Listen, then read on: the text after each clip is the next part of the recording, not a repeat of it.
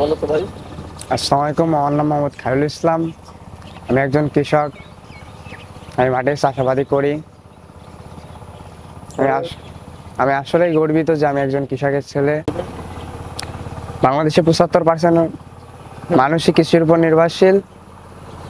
আসলে আমি গর্বিত যে আমি একজন কৃষক এবং আমি একজন কৃষকের ছেলে। আমি আজকে কৃষিকাজ করি বলেই আপনি দুমুঠো ভাত খেতে পারেন। আমি কি জন্য কৃষিকাজ করি, এই কারণ আমার বাপ দাদা আমার চাচারা, মানে আমার উপরে যারা ছিল, আমার বাপ দাদা তার উপরে যারা, তারাও কৃষিকাজ করতো। আসলে আমি গর্বিত যে আমি একজন কৃষকের ছেলে। আমি নিজেও কৃষক। রোদ নেই, ঝড় নেই, বৃষ্টি নাই, যদি মাঠে যদি ধানের ভুঁইতে পানি বাঁধে, যদি বৃষ্টি হয়, আগে যে বৃষ্টির ভিতরে যেই ধানের ভুঁড়ে আল কেটে দিতে হয়, পানি বের করে দিতে হয়। হ্যাঁ, বাপদাদার সাথে সহযোগিতা করে কাজগুলো শিখেছি। এটা করে আমাদের সংসার চলে, আর এই জন্যই আমি কৃষিকাজ করি।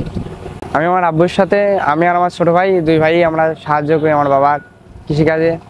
হ্যাঁ, আমি মাঠে টিলার চালাই, আর বিঘা প্রতি 400 করে টাকা নিই। এই যে এখনো ঘুমের থেকে উঠে আসিছি, এখনো মানে ঘুমের ঘোরটাই কাটিনি, এখনো চোখ লাল হয়ে রয়েছে।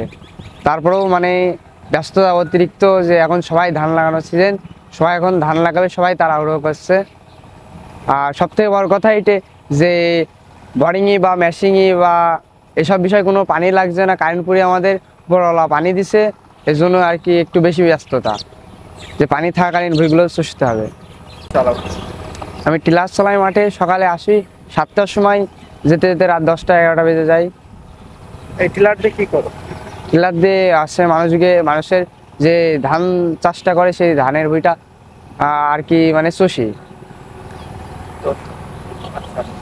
দুই হাতে 2 ক্লাস আছে, আর উপরে একটা ব্রেক আছে, ব্রেককে সব কন্ট্রোল করে। এই টিলার দিয়ে মূলত কি কি কাজ করা হয় বা কি কি কাজ করো?